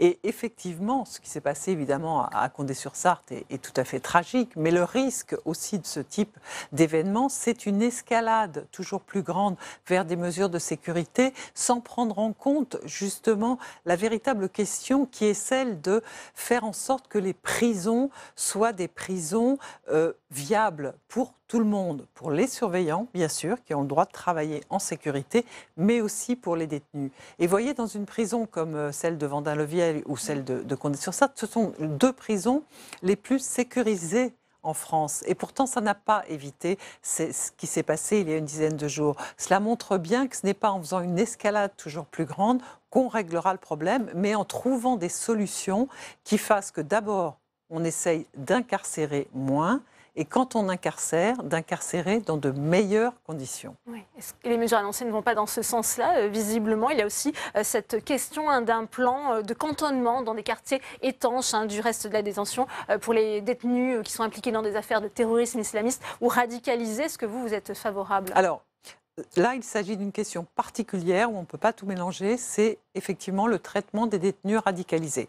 J'ai dit en 2015 et en 2016 que j'étais contre les unités dédiées de l'époque qui consistaient à regrouper ensemble, et de façon non étanche d'ailleurs, des personnes radicalisées. Actuellement, il y a une troisième étape de ces régimes de traitement des détenus radicalisés, et précisément depuis un mois, nous sommes en train d'examiner ces dispositifs qui existent dans un certain nombre de prisons. Donc nous rendrons un avis ou un rapport d'ici quelques semaines ou quelques mois, puisque depuis 2014-2015 que le problème se pose, en fait, on n'a pas trouvé la solution, et la chancellerie, et d'ailleurs c'est tout à fait normal, tâtonne et expérimente des dispositifs différents. Donc, il y a pourtant urgence, pardon Adeline Hazan, puisque cette question va certainement se poser très rapidement avec le retour de certains djihadistes. Ce ne sont pas des détenus comme les autres. Comment doit-on les traiter ? Comment justement les prisons françaises ? Alors d'abord, je ne pense pas qu'on puisse avoir une réponse uniforme et globale. Je pense que là aussi, il doit y avoir des traitements au cas par cas. Il faut évidemment arriver à détecter la radicalisation de certains détenus. Il faut aussi, pour ceux qui sont condamnés pour terrorisme, envisager au cas par cas un certain nombre de mesures. Ce sont précisément ces nouveaux quartiers qui viennent d'être créés depuis il y a quelques mois, en réalité, que nous sommes en train d'expertiser, d'aller voir sur le terrain comment ça se passe. Et nous, justement, notre rôle, ce sera de vérifier que ces nouvelles mesures pour ces détenus radicalisés respectent aussi les droits fondamentaux de ces personnes. Car ces personnes, même condamnées pour terrorisme, ont des peines d'ailleurs de plus en plus longues, et ces peines doivent être effectuées en respectant les droits fondamentaux de ces personnes. Voilà pour les détenus radicalisés. Oui, les détenus radicalisés. Il y a un décret qui va rentrer officiellement demain sur le durcissement du régime disciplinaire en prison. Il va étendre la possibilité justement de ce recours au quartier disciplinaire, ce qu'on appelle le mitard. On sait que là, le taux de suicide est souvent beaucoup plus élevé que dans les restes des prisons. Là aussi, cette réponse sécuritaire, est-ce qu'elle vous apparaît adaptée ? Là aussi, il va falloir examiner le respect entre ces mesures et les droits fondamentaux, et surtout ne pas pas penser que parce qu'on va augmenter sans arrêt les mesures sécuritaires, les choses vont être réglées. Les quartiers disciplinaires sont déjà des quartiers où il est très difficile pour les détenus de vivre. Donc l'augmentation de ces mesures ne semble pas forcément une bonne solution. Il ne faut pas croire qu'en mettant toujours plus de sécurité, on va régler le problème. On sait que les prisons françaises sont sous tension avec toujours ces chiffres de surpopulation carcérale, 70 652 détenus au 1er février pour 60 882 places. On n'en sort pas malgré la promesse annoncée de construction de nouvelles places. Alors justement, on n'en sort pas et la promesse annoncée de 15 000 places de cellules nouvelles ne me paraît pas une bonne solution. Il faut bien sûr un certain nombre de créations de places, mais je le dis et je le répète, tant que l'administration pénitentiaire ne mettra pas un budget suffisant pour les alternatives à l'incarcération, eh bien à ce moment-là, les magistrats seront contraints de prononcer toujours des peines d'emprisonnement et notamment des peines courtes d'emprisonnement dont on sait qu'elles sont souvent les plus nocives. Il y a eu une vague de suicides à Fleury, on le sait. Je rappelle qu'un jeune s'est suicidé pour 3 mois d'emprisonnement pour un défaut de titre de transport. C'est quand même ça aussi la réalité de nos prisons. Alors heureusement, c'est assez rare pour ce type d'infraction, mais il faut absolument qu'il y ait une réflexion sur le sens de la peine et éviter que les magistrats prononcent des très courtes peines, mais pour qu'ils puissent ne pas en prononcer, il faut qu'ils puissent être éclairés par des conseillers de probation et donc il faut qu'il y ait un budget suffisant qui soit mis sur ces services-là et pas tout sur justement la construction de nouvelles places. On sait qu'on est en pleine phase de restitution du grand débat. Il y a eu cette interrogation, faut-il ouvrir ce grand débat aux prisonniers? Ça a été chose faite avec des débats organisés derrière les barreaux. Quel regard avez-vous porté justement sur cette initiative? Moi, je trouve que c'est une très très très bonne initiative. Les détenus, d'après ce qui m'a été rapporté, ont d'ailleurs parlé de tous les sujets et pas seulement et même pas du tout souvent de leurs conditions de détention. Il y a eu des débats sans la garde des Sceaux, il y a eu quelques débats avec la garde des Sceaux. D'après les remontées qui me sont faites, tout ça s'est très bien passé. Les détenus, et ça prouve une chose, c'est que les détenus sont des citoyens et qu'une des meilleure chose pour les réinsérer, c'est justement qu'ils aient le sentiment qu'ils sont encore des citoyens à part entière, ce qui n'est pas toujours le cas. On le disait, la situation des prisons est quand même sous tension, certainement une crise inédite depuis ces 2 agressions. On en parlait, celle de l'Orne et du Pas-de-Calais. Est-ce que la situation peut quand même s'améliorer, s'apaiser ? J'espère qu'elle s'apaisera. Les surveillants actuellement mènent un mouvement qui les regarde. Certaines de leurs revendications seront peut-être, il y sera fait droit, certaines non. Mais en tout cas, il faut absolument que les pouvoirs publics aient le courage de prendre des mesures, même si elles ne sont pas toujours conformes à ce qu'attend l'opinion publique, mais qu'ils aient le courage, par exemple, de faire qu'il y ait une régulation du flux carcéral et que les détenus en fin de peine puissent sortir plus tôt pour qu'on puisse permettre à d'autres détenus de rentrer en prison. C'est un message que vous avez porté auprès de la garde des Sceaux. Absolument, j'ai rencontré la garde des Sceaux il y a une quinzaine de jours. Je vais la rencontrer encore dans quelques semaines puisque je rends public mon rapport annuel dans quelques jours, le 28 mars exactement, et qu'auparavant je vais le remettre au président de la République et je l'ai remis il y a 2 jours au président du Sénat.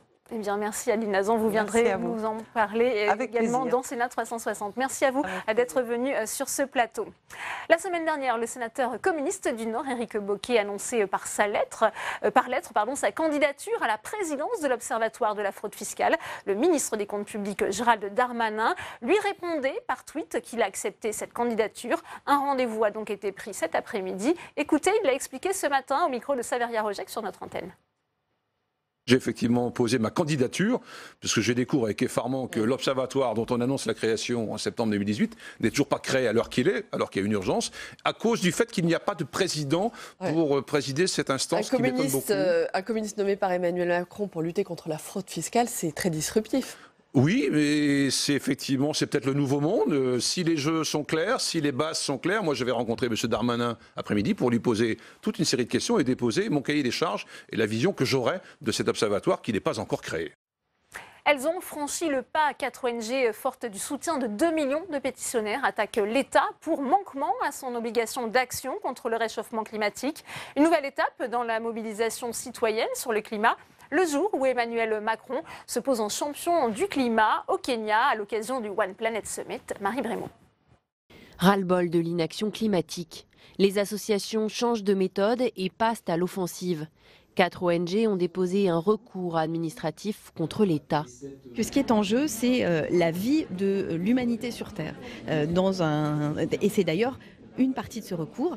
Nous allons essayer d'émerger un principe général du droit, qui est le droit de vivre dans un climat préservé.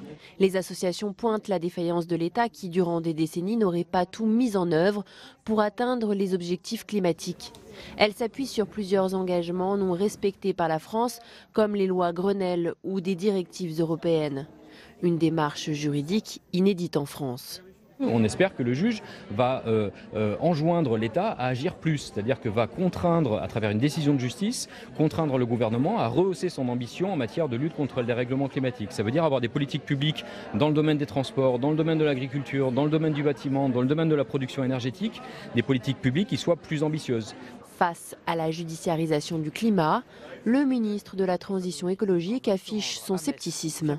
Ce n'est pas au tribunal, dans aucun tribunal, on ne réduira les émissions de gaz à effet de serre. L'enjeu, c'est de réduire les émissions de gaz à effet de serre. Et une des associations s'appelle Notre Affaire à tous. Et c'est bien notre affaire à tous. Mais les associations peuvent compter sur un large soutien citoyen. Leur pétition L'Affaire du siècle a remporté l'adhésion de plus de 2 millions de personnes. Et ce samedi, les ONG espèrent une mobilisation forte dans la rue cette fois pour scander à nouveau l'urgence d'agir.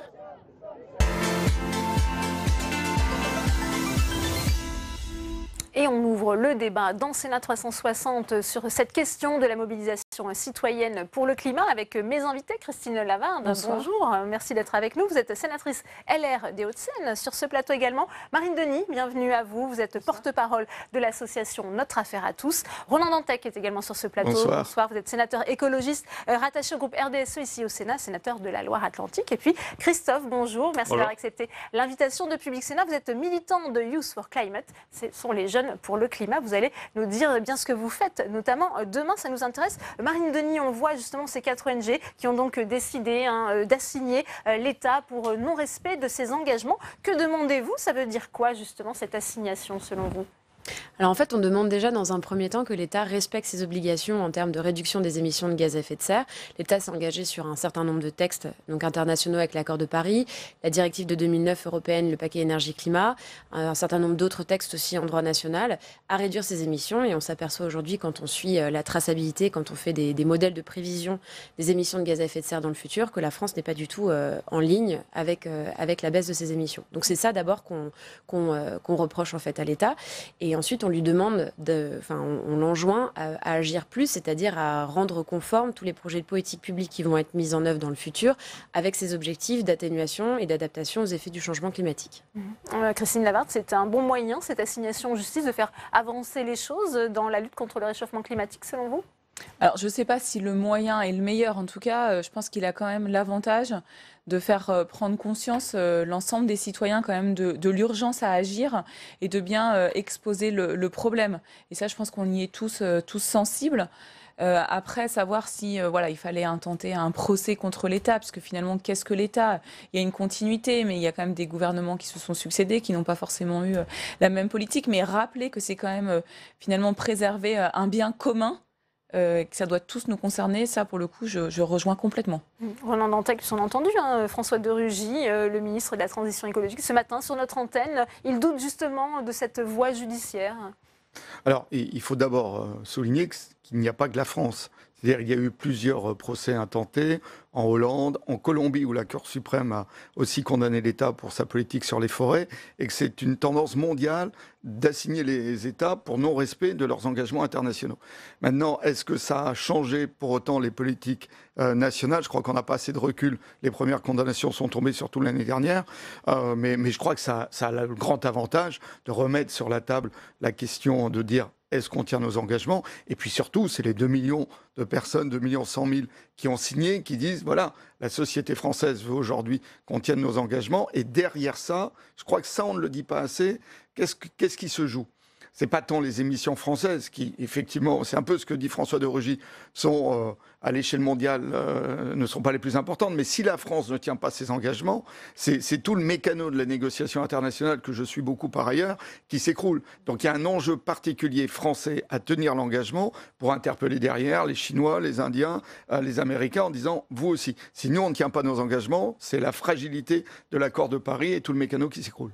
C'est un sentiment qui est partagé aussi au sein de la jeunesse, Christophe? Je pense que nous, les jeunes, tout ce qui est en train de se passer, les recours contre l'État, la pétition avec 2 millions de signatures, ça nous inspire. Et puis surtout, ce qui nous inspire, c'est de voir ce qui se passe partout dans le monde. La Greta Thunberg qui a commencé à faire la grève en Suède, les mouvements de jeunes dans le monde entier. Et c'est vrai que, par exemple, vous disiez que pour faire face au réchauffement climatique, il faut qu'on agisse au niveau mondial. Je pense que c'est aussi une des forces du mouvement de la jeunesse qui est en train de se développer en ce moment. C'est que là, il y a des jeunes qui se soulèvent dans le monde entier, au Bangladesh, au Japon, en Australie, en Angleterre. Je pense que ça s'est rarement produit dans l'histoire et c'est important du coup de rejoindre ce mouvement. On est à la croisée des chemins. Marine Denis, on voit cette mobilisation citoyenne, surtout notamment des jeunes, qui fait écho justement à cette pétition.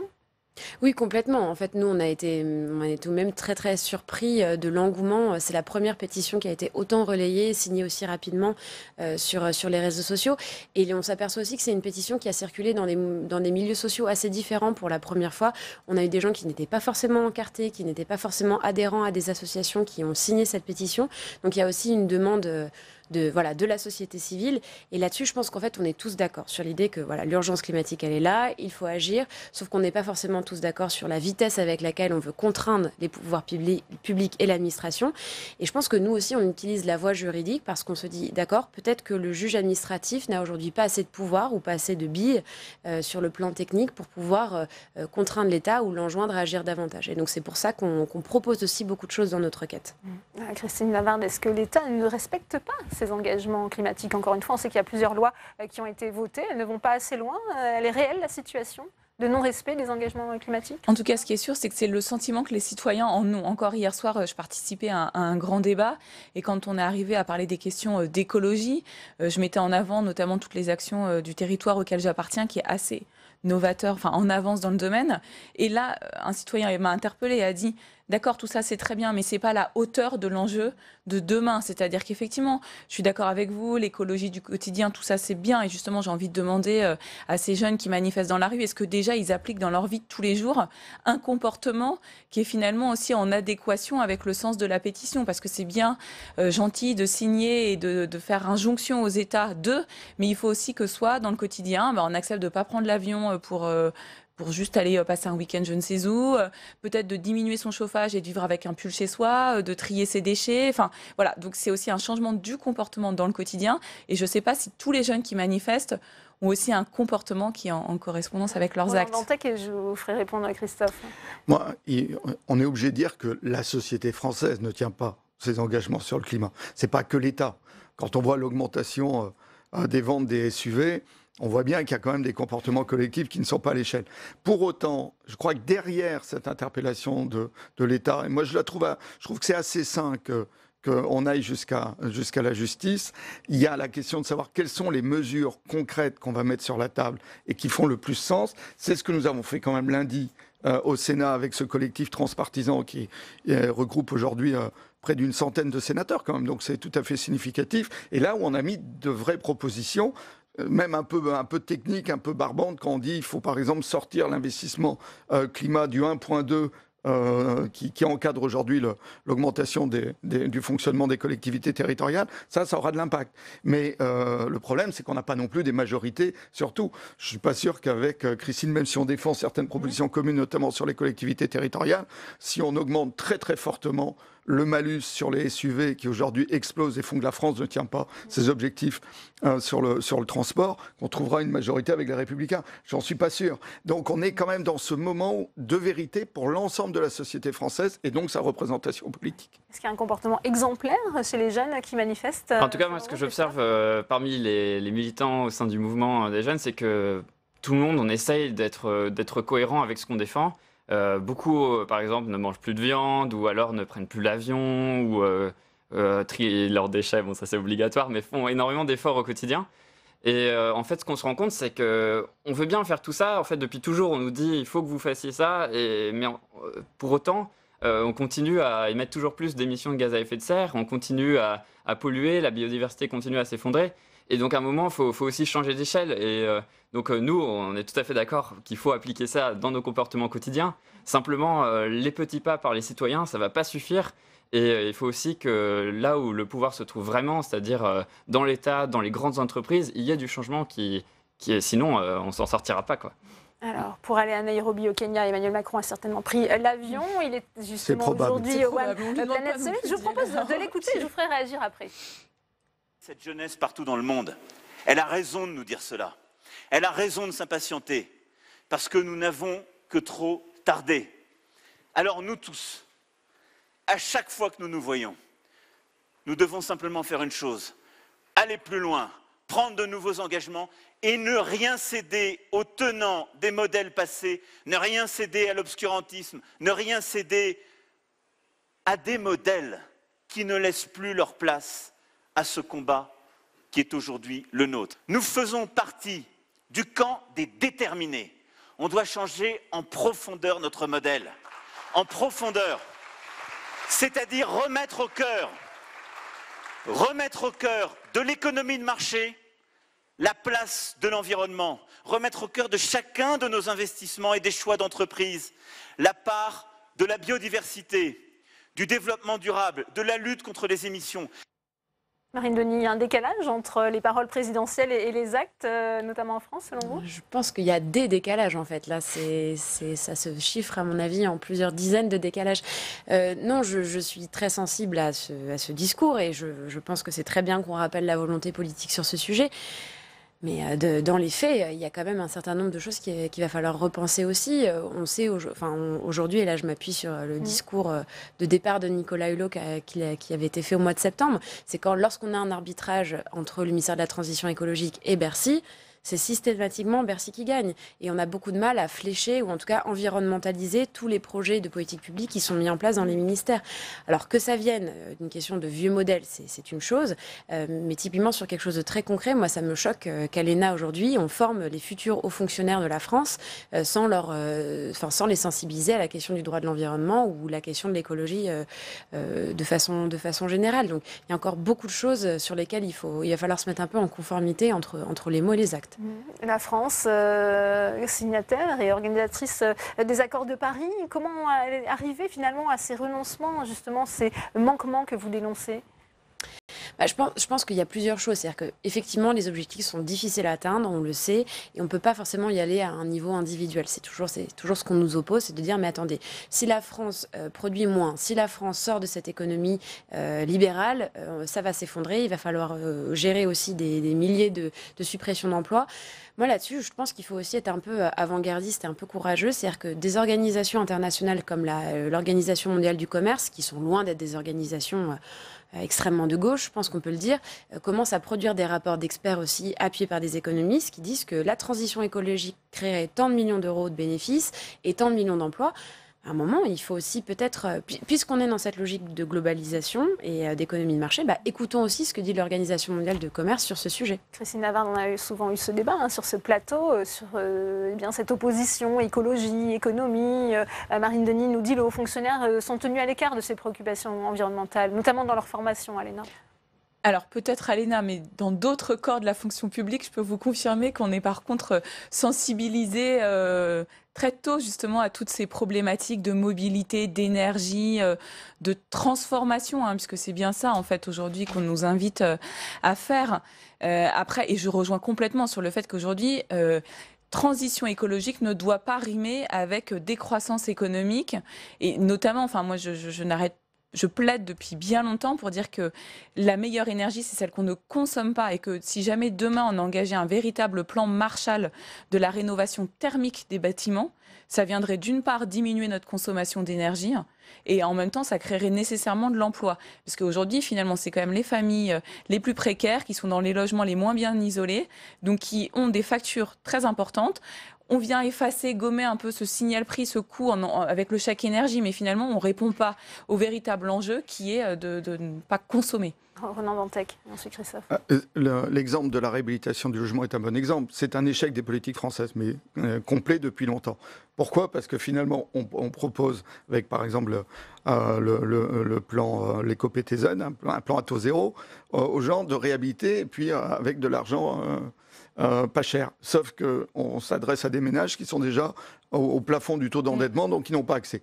Donc nous, par exemple, dans les 9 propositions qu'ont fait ce collectif transpartisan de sénateurs lundi, il y a le fait de passer par un tiers investisseur qui garantira, qui trouvera cet argent, puisque les banques classiques ne veulent pas y aller. Malgré tout, y compris dans ce que dit Christine, il y a le plan Marshall, c'est une politique keynésienne d'investissement, et ça va contre l'orthodoxie de Bercy, y compris soutenue par la droite libérale. Moi, je crois qu'on est au moment de la grande contradiction. On ne l'a pas dépassée, mais au moins elle est sur la table. C'est-à-dire, y compris, je vois dans l'évolution d'un certain nombre de sénateurs qui ne sont pas écolos comme moi depuis qu'ils sont tout petits, mais ils voient bien que finalement, défendre à chaque fois pour des raisons légitimes, telle entreprise qui fait des choses pas très bien pour l'environnement, tel système routier, à chaque fois c'est explicable, mais au total, ça préserve plus personne à échéance de 20-30 ans. Donc on est au moment de la contradiction, et donc il faut en débattre, le pacte écologique et social, mais aussi des mesures sur la table, proposées notamment par les syndicats, la CFDT, les grandes associations de protection de l'environnement, mais il faut dépasser maintenant cette contradiction par des propositions fortes. C'est les jeunes qui vont nous permettre de dépasser cette contradiction, non, absolument la mobilisation pas. Je ne voudrais pas les vexer, mais et on n'a pas le temps, on n'a même pas le temps qu'ils prennent le pouvoir. C'est nous qui devons aujourd'hui mettre sur la table. Mais leur mobilisation, elle interpelle quand même, elle nous sert.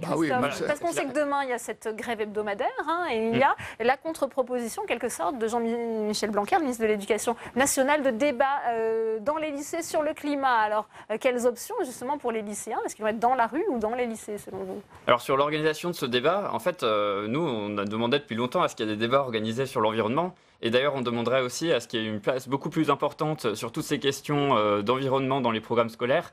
Ça a été souligné récemment qu'en fait, il y a seulement une dizaine d'heures sur le climat parmi les milliers d'heures de cours, et c'est contraire même aux accords de Paris. Et par ailleurs, sur le débat lui-même, on trouve ça un peu bizarre que ça a été annoncé seulement quelques jours avant la manifestation. Donc après la manif, il faut rentrer au lycée à 16h le vendredi, on est d'accord. Comment ça va se passer selon vous demain, justement, dans les lycées français ? Oui, c'est 16h-18h, normalement. Vendredi soir. Ça, c'était l'annonce. Il y aura des débats dans tous les lycées. C'est un horaire qui a été prévu dans des centaines de villes en France pour des grandes manifestations de lycéennes et lycéens en grève. Moi, personnellement, on est beaucoup à le penser, on est très confiant que ceux qui veulent vraiment bouger les choses, ils seront en grève, ils seront dans la rue, et ils iront débattre dans la rue, et puis ils iront porter les revendications écologiques au quotidien dans leur lycée, en parler autour d'eux. Mais pour nous, ce débat, c'est un peu un geste désespéré pour détourner les gens de la grève. Et donc voilà. Ça vous a fait réagir aussi de voir Emmanuel Macron au Kenya. À la fois, il porte la voix de la France, justement, sur ces questions d'environnement, avec peut-être ces contradictions sur ce qu'il n'applique pas réellement en France. Comment vous interprétez, vous ? En fait, nous, on entend beaucoup « c'est super, vous vous mobilisez, c'est bien, ça nous met la pression, etc. » Après, ce qu'on veut voir concrètement, c'est des changements, des actions, pas des encouragements. On s'encourage tout seul pour se mobiliser. Ce qu'on veut, c'est voir vraiment changer les choses. Et si c'est pour dire très bien la jeunesse, allez-y, faites votre grève une fois de temps en temps et on en reparlera, on ne va pas se satisfaire de ça, quoi. Marine Denis, ça sert quand même la cause de voir cette mobilisation des jeunes. Vous les encouragez plutôt être grévistes demain ou aller dans les lycées débattre, ou alors peut-être les deux. Alors je serais partisane des deux. Oui, non, je pense qu'il. Peut-être que Jean-Michel Blanquer nous écoute, il peut mettre les débats le matin. En fait, il met le débat le matin et voilà, ça fait. C'est quand même étonnant, quand même. Car c'est compliqué, visiblement. C'est une coïncidence assez bizarre. Oui, pour les proviseurs d'organiser ces débats, ça vire au casse-tête. Pas sûr qu'il y ait des débats dans tous les lycées demain, Marine Denis. Alors là, j'avoue que vous me posez un peu une colle sur cette question de débat. Non, je pense que c'est important qu'il y ait un espace de discussion dans tous les cas, ça c'est certain. Et après, si ça doit se faire dans la rue avec d'autres associations et d'autres collectifs, ça me paraît important aussi. Sur cette question de la mobilisation des jeunes, moi, dans ma tête, je fais aussi un parallèle avec l'avancée des droits sociaux et l'avancée des droits de la femme. Et je pense qu'on part toujours à la base assez pessimiste. Nous, quand on a commencé à porter ce recours, on nous disait mais ça va jamais aboutir, vous allez jamais y arriver. Et le fait est qu'après des années de lutte, parfois on arrive à obtenir quelques droits qui sont ensuite consacrés. Et donc je pense que cette mobilisation citoyenne, si elle se pérennise, elle peut aussi peut-être avoir un effet sur les politiques publiques. Ouais. Un effet, et pourtant ce ne sont que des enfants, c'est ce que disait justement Greta Thunberg quand on l'interpelle. Oui, elle se mobilise, mais elle n'a pas non plus de pouvoir législatif comme vous, mesdames, messieurs les parlementaires. Oui, non, mais c'est maintenant notre responsabilité. Mais après, les jeux politiques reprennent leur place et face à l'orthodoxie budgétaire, face à des intérêts acquis, des entreprises qu'on veut protéger, le transport aérien, le système automobile tel qu'il est, on voit bien que finalement, les déclarations des uns des autres, y compris des parlementaires, s'émiettent et qu'on n'arrive pas à dépasser la contradiction. Mais on est au moment où il faut absolument la dépasser. Et moi, j'ai l'impression quand même que c'est en train de bouger. Ce qui est intéressant avec ce que fait le président Macron, c'est qu'au moins, il se met dans la contradiction. C'est que on commence à connaître les discours sur l'environnement, les phrases définitives. Depuis Chirac, on a une belle collection. Mais à partir du moment où on fait des phrases définitives, on va être analysé sur ce qu'on fait vraiment. Donc, le président de la République a accepté de rentrer dans la contradiction. Il y est. Ces politiques publiques ne sont pas à l'échelle. Je pense qu'il le sait lui-même. Donc, est-ce qu'y compris dans la sortie du grand débat dans un mois, il va essayer de dépasser cette contradiction ou est-ce qu'il va y rester? Mais l'environnement ne pardonne pas. S'il y a les phrases définitives, il faut les politiques qui vont avec. Je voudrais vous faire réagir aussi à ce navire italien, le Grande America, qui menace justement d'une nouvelle marée noire les côtes françaises. François de Rugy était notre invité ce matin. Je vous propose d'écouter le ministre de la Transition écologique et solidaire sur ce sujet. Nous sommes face à une pollution aux hydrocarbures, au pétrole, qui va sans doute se transformer par des boulettes, par des petites nappes, par cet effet de dislocation. Il faut dire la vérité, qui viendra forcément tôt ou tard sur nos côtes. Moi, je préfère que d'ailleurs on se prépare sur une portion assez large du littoral, c'est-à-dire ça peut aller peut-être jusque dans les Landes, comme ça peut remonter au nord jusqu'à la Vendée. Et nous estimons, ce sont des systèmes de modèles de prévision, ce n'est pas sûr à 100% bien sûr, que ça pourrait arriver dimanche ou lundi sur nos côtes. Et moi, encore une fois, j'ai préféré dès hier soir, dès que nous avons une information sur cette nappe de pétrole, le dire. Nous commençons d'ailleurs avec le préfet maritime qui dirige les opérations depuis le début à préparer également des moyens à terre dans les départements concernés avec les préfets des départements concernés.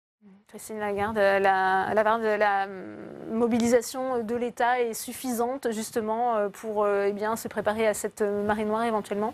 Alors, c'est difficile pour moi de juger si la mobilisation de l'État est suffisante, mais ce qui est intéressant avec cet événement, c'est qu'on voit sur les images que ce cargo en fait transporte des containers. Donc si ça se trouve, on est là dans une mobilité de transport alternative à la route, puisque si ça se trouve, c'était un des bateaux qui fait les autoroutes. Non, il faut, dans les conteneurs, il y a les déchets électroniques qu'on amène en Afrique. Ce bateau est un vrai scandale. Depuis le début, sur l'état du bateau, sur ce qu'il y a dans les conteneurs, et presque la pollution, qui est déjà grave, et je les connais bien, les pollutions marines en tant que breton, est presque secondaire par rapport à la pollution systématique des conteneurs de déchets électroniques qui partent avec ce type de bateau en Afrique. Vous êtes inquiet, Roland Dantec ? Je suis évidemment inquiet par cette pollution, mais je pense que si on ne met pas un arrêt complet, et c'est la responsabilité européenne et des États des ports dont partent ces bateaux, dont la France, si on ne met pas un stop sur ce trafic scandaleux des déchets qui partent d'Europe, et c'est ça ce qu'ils disent bateau. Pas seulement la pollution des hydrocarbures, même si cela est déjà grave. Justement, à cette marée noire annoncée. Non, dans ce moment-là, c'est évidemment absolument terrible. Et je ne savais pas que du coup c'était un bateau qui transportait des déchets. Oui, c'est ça, parce que ça aurait très bien pu être un bateau. C'est bien aussi pour ça que ça brûle. C'est bien aussi pour ça que ça brûle. De liaison autoroute de la mer ou autre, où là c'est une solution. C'est un bateau poubelle, y compris avec des poubelles à l'intérieur. Donc voilà, là il y a clairement un gros problème de régulation aussi de ce transport-là. Je suis complètement d'accord avec vous et j'espère que les parties civiles, donc si effectivement cette marée noire touche les côtes françaises, que certains habitants pourront saisir ensuite le juge civil pour demander réparation en invoquant le préjudice écologique. Et là pour le coup, là on retombe encore une fois dans les questions de droit. Et donc j'espère que... Ça fait réagir aussi chez les jeunes, vous en avez parlé entre vous ? On n'en a pas encore trop parlé, mais en tout cas, forcément, le fait que ça arrive juste avant ces grandes mobilisations, c'est un symbole totalement tragique. Et déjà, c'est extrêmement triste pour toutes les personnes qui vont être touchées.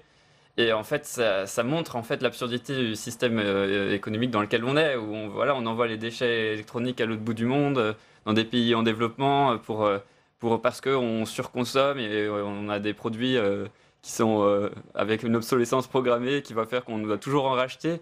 Donc je pense que c'est un cas qui illustre les nombreuses défaillances de notre système économique. Eh bien, merci, ce sera le mot de la fin. Merci Christophe, merci Roland, merci à Christine Lavarde, merci à vous Marine Denis d'être venue sur le plateau de Sénat 360. C'est la fin de cette édition, merci à vous de l'avoir suivi. À 18h30, vous retrouvez Rebecca Fitoussi et son émission On va plus loin. Très bonne suite des programmes sur Public Sénat.